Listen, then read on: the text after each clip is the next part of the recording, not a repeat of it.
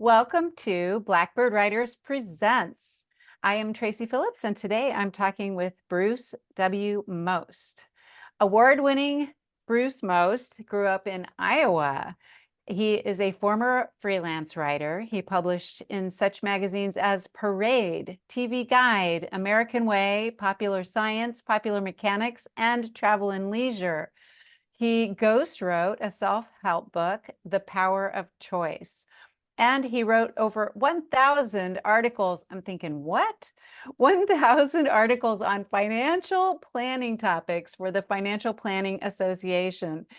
His mystery rope burn about cattle rustling and murder in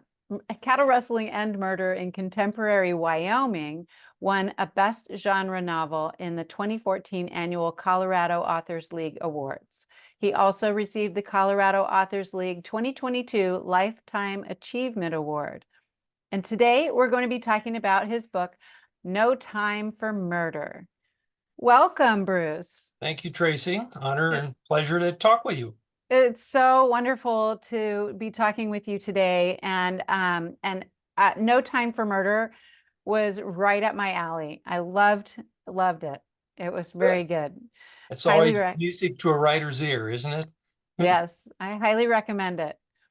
But one thing in your bio caught my attention, that you wrote 1,000 financial planning topics, articles on financial planning, sorry. And you've done a lot of journalism, it looks like, and other types of writing.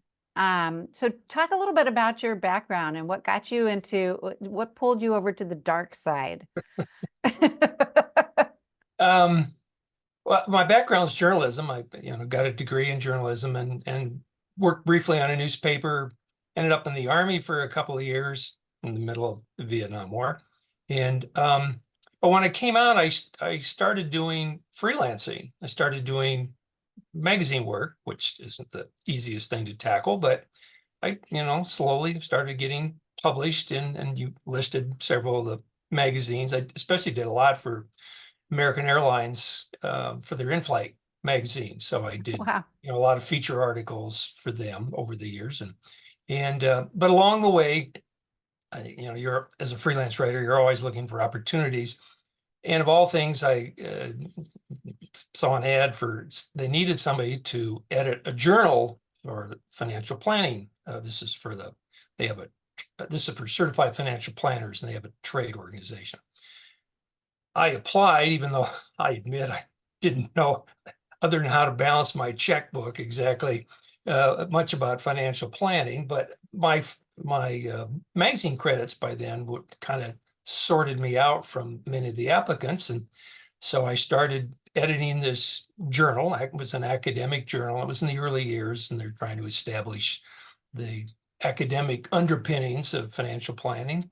So I started editing that, and then not soon after I started writing articles for them about financial planning topics aimed for consumers.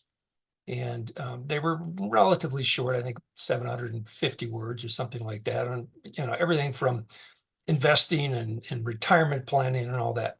And they would send those out to newspapers and wherever we could find a home for them.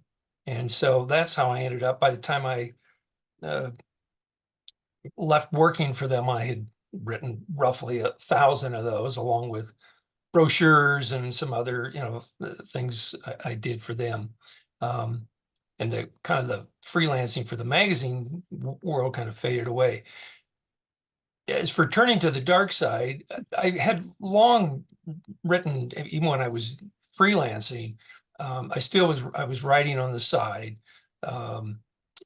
and mainly murder mysteries. I grew up, loved murder mysteries, Agatha Christie and Raymond Chandler and all those. And so I started writing books. Of course, I had a couple that never saw the light of day, but eventually I sold my first ones to St. Martin's Press. It's been years since I did that, but so I had always done that on the side, just did my day job, as many writers do, and then you write, trying to produce books in the evening after the kids have gone to bed. Yeah.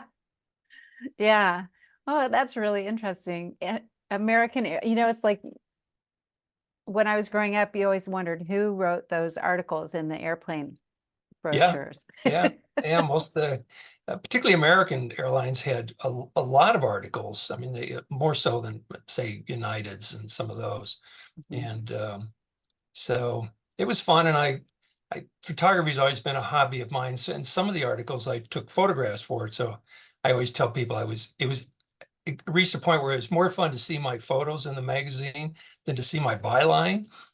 Just because, there's a nice magazine, and sometimes you'd have a full page picture of somebody you've taken a photo of. And that was always a treat for me. Yeah. Oh, cool. So your book, No Time for Murder, opens with a phone call from your character's recently passed buddy's wife. And the character I should mention, David, is, oh my gosh, and now I forget his last name. David Dartman, which is David Dartman. to be honest, considering his hectic life, I kind of worked on that last name and it just sounded right. But it does. It's got nice, it kind of rolls right off the tongue. So, Yeah. So David Dartman's friend's wife calls, Catherine, and she's just positive that Randy did not commit suicide, which was what the investigators decided after he died. right. So let's set this story up a little bit for your readers. Well, when the very first chapter, she has called and David has gone over to their home. And he doesn't get along well with Catherine. He kind of never understood why Randy, who was his good friend, why they were married. They were kind of opposites in a lot of ways, but obviously he was around her, when they saw each other, the couples got together, whatever. And so he's come over there and, she's told him, she said, I think Randy was murdered. And this is about 4 weeks after his suicide. It's been ruled officially from both investigation and the medical examiner that it was suicide. He killed himself in his own office in his home.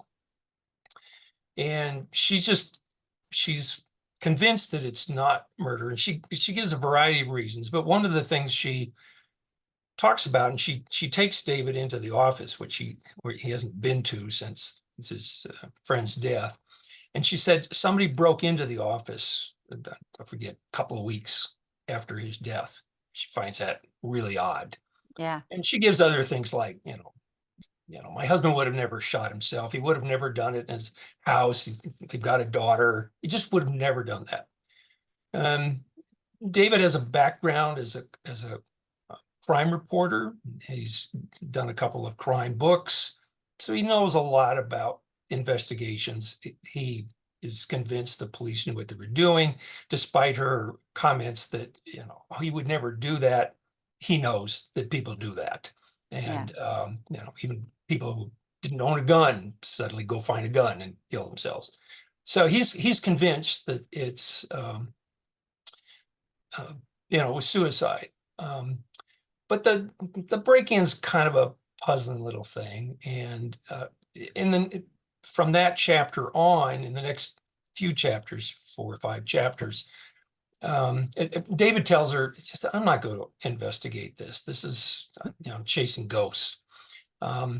But he leaves the scene knowing in the back of his mind that Randy had called him the day he died.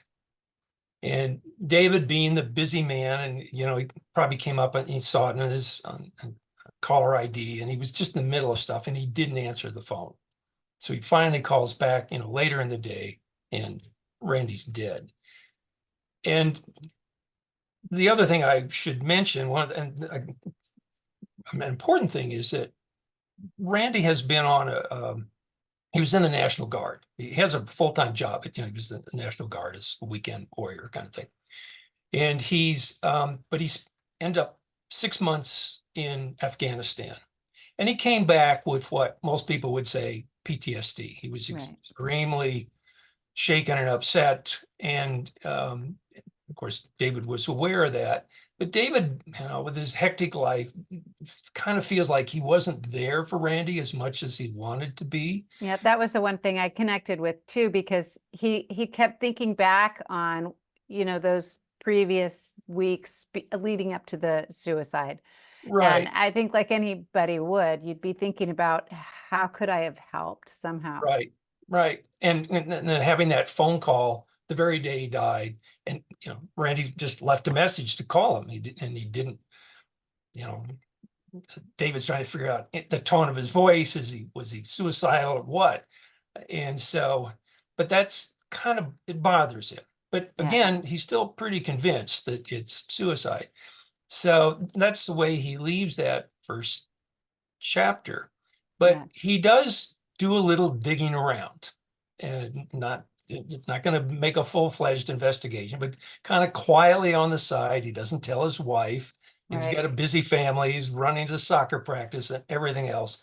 So he starts poking around, and among other things, he eventually learns from Catherine that one of the other things that bothers her is that a man came up who had been in Randy's National Guard unit in Afghanistan, and he sees her at the memorial service and says there's more to his death than what it appears. And so, she tells David that as well. And then this man kind of mysteriously disappears.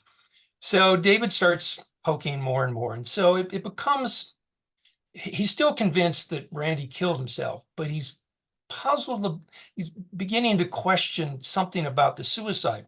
Was it just PTSD? Was there Right. something else going on? There are things that just don't quite fit.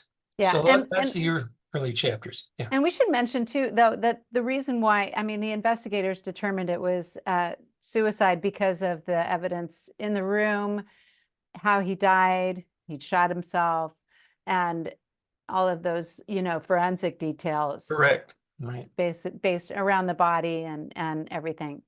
And David's a person having written about crime, knows that world well, and he's a believer in that. Right. As he comments, despite the cliches of donut eaters and bad cop movies, he said they usually get this right. Yeah, yeah. Um, and David is a really busy guy. I mean, he's a family man and an author and a journalist, and he's got deadlines, and his kids are in sports, and his calendar is, you know, squeaking the line to get anything, any fun time in there, right? So is he modeled after somebody, Yes, yes. David's kind of he's an avatar for me, I guess, if we could use that phrase these days. Yeah. Yeah, this is the most personal book I've ever written in that sense. I mean, there's a lot of things going on there. And I was never a crime reporter. I didn't write a couple of nonfiction crime books, that type of thing. Have been, of course, a freelance writer. I once helped coach my daughter's soccer team, which is what David is doing, since Randy actually coached the team until he died, and David's had to take it over. And of course, shuttling the kids. My son went to music lessons. I mean, Yeah. and at one point, my son, who read this when he was an adult, as an adult, and he said, "Dad, you've written all about our family." Yeah. And Yeah. so, yes, there's a lot of me in it. And I'll add that, there's writers struggle sometimes or come up with plots or characters first. We're thinking about title was the very first thing that came to me for this book. And of course, I knew instinctively kind of what I wanted to write about, what the theme would be, our busy lives and how we sometimes overlook things that are really more important than taking out the trash and running here and there for all this different Right. stuff. And so I literally started with the title, had no idea what character or plot would be, but I think it's the first time I ever had a book that was the title came first. Yeah. But yes, it definitely is, a lot of it's me. Yeah. Well, and the title fits perfectly, I think. Because yeah, I feel like a lot of us would feel the same way. I don't have time for that right now. Um, but he does like, his second thoughts, I think, get the better of him, and he starts looking into things and asking questions. And so he ends up cornering one of Randy's colleagues at a car show. Right. Yeah. And so tell us how this plays out a little bit. Well, I should add, and it's kind of connected with what we did before. Um, David is a list maker. Oh, He's yeah. always making lists. I am the Yeah, poster child of lists. I got lists everywhere, me too. You do too, Yeah, yes. yeah. I mean, what I'm gonna, my work list and the grocery list and my personal list of things to do in the house and a break list. I mean, you name it, I got lists everywhere. And so David is that. And as kind of a preface, he happens to interview this particular man because at some point, Catherine gives him some names. She said, I want you to talk to these people. So he's looking at this list of names going, oh, okay. And he finally commits reluctantly to poke around and everything going back from talking to the detective who investigated the case and several names. And this man's name is on that list. In fact, David literally starts a list for the investigation. I liked how you had him in the text in the book too. Yeah, And then you cross off the ones that he'd already asked. right. I did that well, partly because I felt it fit. I mean, Oh, yeah. I thought, oh, is this going to be corny or not? No. And a lot of people seem to think it was pretty funny. And it's a great way to keep characters. My wife sometimes complains about, she says, I get lost with all these characters and things in reading murder mysteries. And Right. so you can kind of, periodically, I'll have a list where he's crossed something off. He's added somebody's new name. So you kind of helps you keep track of where you The are. names. Yeah, And yeah, yeah. so it provided that's sort of a bonus, but It was helpful to it me. did fit me. But one of these names was this person who was a somewhat of a friend and Randy worked with at this technology company that built equipment for the Army during the war. We're talking about Right. 2006, Afghanistan and Iraq. So David does catch up with this man, and it's a rather fractious discussion, etc. And so, that's kind of checks off his little list. Well, very soon after that, the man is murdered. Um, and so obviously that's kind of a big change for David to have somebody he's spoken to about this murder. It doesn't necessarily change the suicide thing, but there's something going on. And that's really what starts to propel, I think, through the rest of the book. Of Yep. course, we have additional murders, but that changes the game. Yeah. And then those upcoming murders are very gruesome. Good job. Yeah, I don't tend to get too violent in things, but Just the yeah, descriptions of the scenes were, they're yeah, they're a bit gruesome, but they're important right. in how they are. The murder scenes do speak to helping eventually David figure out Right. who the killer is. Right. And I think murderers and writers know this because we write about murder and we did research about it and we learn about killers and MOs and all of that. But Mhm, I think it's important because the scene will tell you a lot about the mhm. killer. Right, Yeah. yeah. So let's talk a little bit about Coben Technologies. Mhm, Because that was a sort of big player in the um, in the murders, in the why he was Correct. investigating, Much of it and is, I mean, Randy worked for them. He was the financial officer for them. mhm, And there are other characters who are all tied to that. right. And they made products for the army. Yeah, they had been one of these companies that kind of did everything but um, DoD kind of work, and they landed this huge contract pretty much out of the blue to make Armor. I forgot it's armor for like underneath vehicles against IEDs, for example. Uh-huh. And so that's what they built. And Right. without, I don't want to give away a whole lot about No, that, no, I obviously. know. But yes, it is something that's becomes very important, and we go back to them multiple times, and people who are connected to that. Uh, Right. and so, To that corporation and yeah, stuff. yeah. Yeah. Um, so, and the book has one other point of view as well. Hmm. The investigator. Right.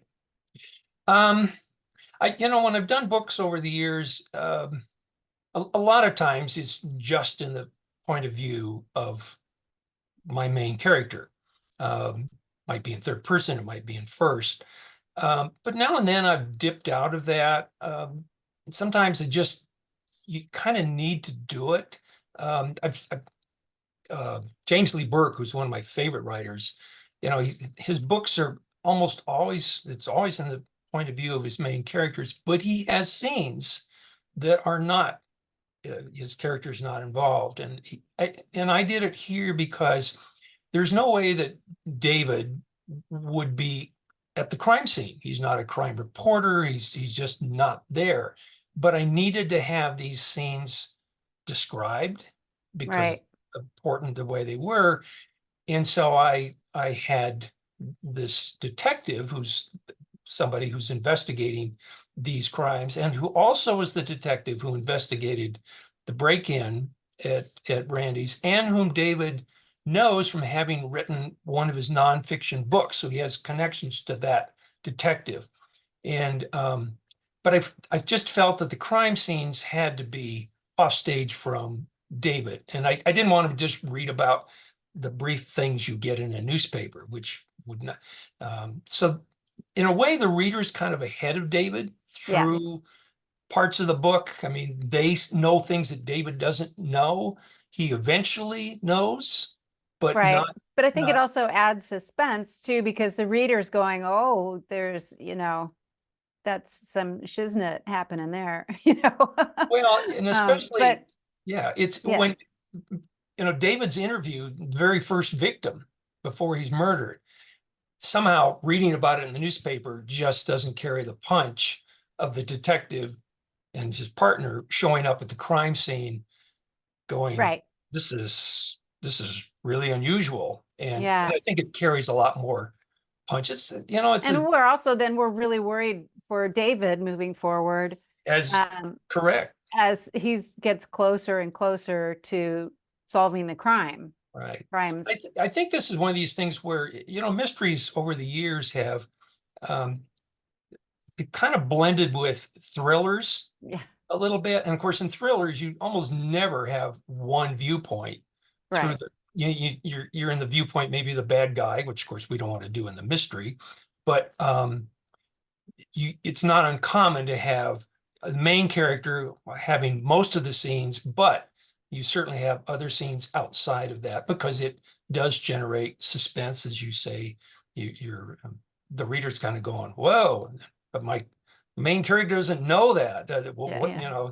he's could be in jeopardy or something like that. So Right. there was multiple reasons I did do several scenes, Right. not only crime scenes, but even a couple of conversations between the two detectives. Yeah. Yeah. Well done. Thank you. I read a lot of thriller, so I really enjoy having those other points of view, that help, Mhm. steer you, you know, in the direction that the writer wants to Right. take it. Yeah. There's obviously information that needs to come through, and um, sometimes that's the only way to do it. And they are suspense builders. Yeah, exactly. You're seeing things that you wouldn't otherwise know. So, yeah. Right. So for the most part, you write standalones, right? Yeah, I have, so I have 6 published books. 2 of them have the same character and another 2 have the same character. And then I have 2 standalones, but I've not written a series, Hmm. that most mystery writers get into. Why Um, not? um, well, without being, woe is me, the very first, the first published books I had was character Ruby Dark. She's a bail bond agent in Denver. And so I wrote her with the idea that I could do a series. I just kind of had this, she's got some dark background and things that I thought, well, this would be fun to do. Hmm. And I sold that to St. Martin's Press. And by the time the book came out, my original editor was gone. The next editor was gone, and I was with some other, it was kind of orphaned by then. And I published a second book, which had been under contract to do, but Hmm. it just never went anywhere. The book Yeah. just didn't take off. If it had, I would have continued to write about her because she's probably my favorite character of all the books I did. Yeah. So that and other things that I won't bother to get into. I just kind of thought, I'm not going anywhere with series. And there's part of me that,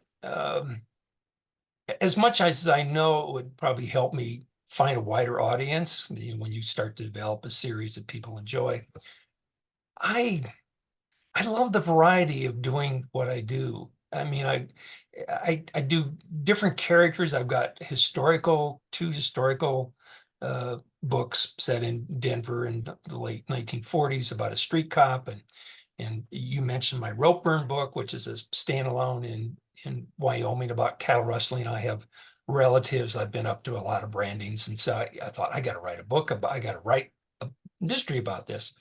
And of course, this was a very personal book. And every time I think of some new book I want to write, it's by itself. It would be nice from the sales standpoint, I guess, to have the variety. The only person, well, there are crime writers who do write standalones. The best Yeah. example is Harlan Coben, who Oh, started yeah. with a series, but it really has made his name with With all of his kind of with standalones. his standalones. Right. And so, Yeah, no, I it's just always find possible. I'm just always curious, why people gravitate towards one or the other. And I've interviewed, lots of authors. Many are just devoted to their series, and then other people like Lori Rader Day, just standalones, and she has no desire really yet to write any, series, or Yeah. it hasn't come to her yet, Well, of course, there's many. I've known Margaret Cole for a long time, who wrote a very successful series set in Indian reservations in Wyoming. And I watched her once on a panel with another author who had also from Colorado. Both had done series, and the whole panel subject was, how do I get rid of my series character? It's the Sherlock Holmes issue, that's been with us for the entire time. It's fun to write them for a while, and then after a while, it can be a chore. Right, and if it's popular, Oh then, yeah, you don't want to yeah, quit, or your publisher doesn't want you to quit, and your publisher and your and readers then don't you're want you. you're saddled with it. Right, but I can see where it could be really difficult for somebody to have to handle that, and Right. so. And of course, we all love the new bright and shiny idea. Oh Yeah. yeah, I mean, I have ideas for books that take, let's see, I have a historical, no, basically 3 historical mysteries I'd like to write, but all set in different characters going all the way back to the 1920s and the Vietnam War and the 1940s. Each one is, I'd love to dive into the research and just do that. I mean, Yeah. that's a lot of the fun of it. So Yeah. fortunately, So I don't have to depend on these books for my paying my rent anymore, so that's good. So what's your process like? Would you call yourself a pantser or a plotter, a little of both?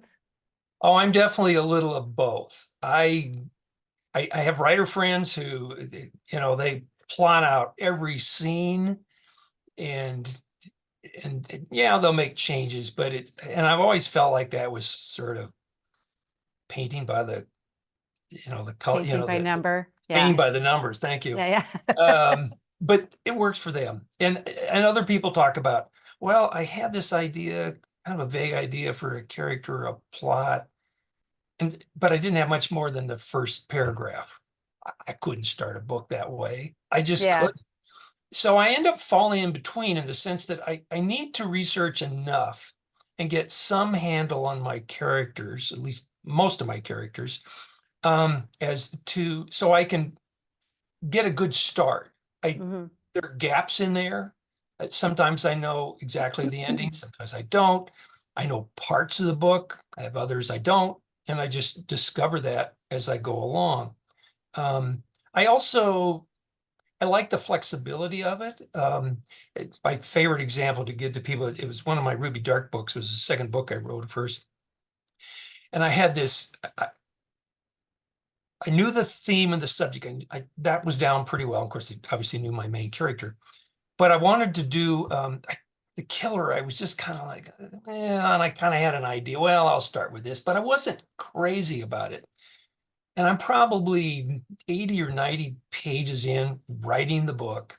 And I write this scene, and I have a character who walks into the scene, and I went, wait a minute, that's my character. I knew instantly who, why and everything.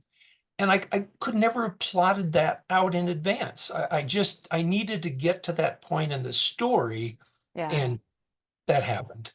And Yeah. so I'd like that flexibility, but yes, I'm in the middle. Yeah. Oh, absolutely. And me too. I know things about my characters. Sometimes I don't know enough. Most times I tend to write about twice as much as I need to. Oh yeah, yeah, yeah. Yeah. I So, don't like to start. I need to get far enough. I call it breaking the spine of the book. I'm wrestling with a plot. I did a novella that I had the idea for years, but I couldn't figure out where it was going to go. And I kept brainstorming and brainstorming. And one day the idea came for me. And that's kind of what I said. Okay, now I can write it. But I didn't have all the details of it. There's still a lot of things I didn't know as I wrote that yeah. and how it was going to happen. But I needed the core of it Right. work with, Yeah. even if I didn't know all the beginning or all the end. So Yeah. So, what's next for you, Bruce? Do you have a book in the works? I don't have a book in the works right now. I have been writing some short stories lately. I never started out as a short story writer. I guess when I was a kid, I wrote short stories. I have lots of rejection slips from various magazines, when I was a teenager in my early 20s. But I have tackled some. I've published a couple of them. I have another one that's been accepted, and I'm not sure when it's coming out. Um, and so I've kind of had fun tackling those, just kind of taking a break from doing whole books. And we've been traveling and just kind of busy, and it's hard for me to get big chunks of time Hmm. to do a book. But a short story is something I can, you're looking at 5,000 words or 7,000, Right. whatever. Yeah. And not that I can whip them out in a couple of hours, but they're a lot easier to work Yeah, with. but it might not take you a year, right? Oh no, it Yes. won't. I'm a slow writer, but I usually get them done a little better than. Yeah. I actually was on a cruise with my wife. It was a rather long cruise, and I took her laptop and I wrote we had times where days at sea, and weren't doing a lot of activities. And I managed to write a rough draft of a story, which I'd been thinking about. So, got something started, and I'll get back to doing the second, third, and fourth drafts. So Yeah. that's what I'm doing now. I have ideas I could do for books, but I haven't started one. Yeah. Well, where can readers find you, and where would you like them to go and buy your books? Well, they're all on Amazon. They're not wide distribution. They are in Amazon. So they can pick a title that you've mentioned, or just, look up Bruce W. Most, and all the books will be there. And they're in trade paperback and ebook, of course. The other thing I do like to direct people also to my website, which is brucewmost.com, for a couple of reasons. Of course, all my books are referenced there, and they have links if you wanted to buy one. But I also have, I think I have, for all the books, I have the first chapter of every book on my website, so somebody could go and poke around, read the first chapter, and see if that's something that grabs them. I made reference to this crime novella that I wrote. It's a giveaway, so people, if they sign up just to be on my newsletter, which of course they can always abandon later, they can get this crime novella. And it's about a private detective who is hired to solve the perfect murder, and he's hired by the man who committed it. Oh. So it's a very different, not quite the whodunits that I usually do, but I really had a lot of fun writing the story. So people can get that and they can just download it as come down as an ebook. Oh, that's cool. So great. That's well, great. Thank you. well, I thank go you, to Tracy. Bruce's website and read his books. And I had mine was an ebook, so I don't have the cover to show you right here, but Well, here I have one right here, Tracy. Yay! Does that make, it looks backwards in Perfect. No, it looks good to you? Okay. yes. Okay. For somebody on Beauty. my camera, it looks backwards, but anyway, that's the cover for the latest one. So Yay. All right. Thanks for sharing. And thanks so much for the conversation today. oh, it's been great. It's been a lot of fun. I appreciate it. Yeah, it's been really great. And so we'll see you around the web. Thanks so Okay. much. Thank you very much. Bye. Bye.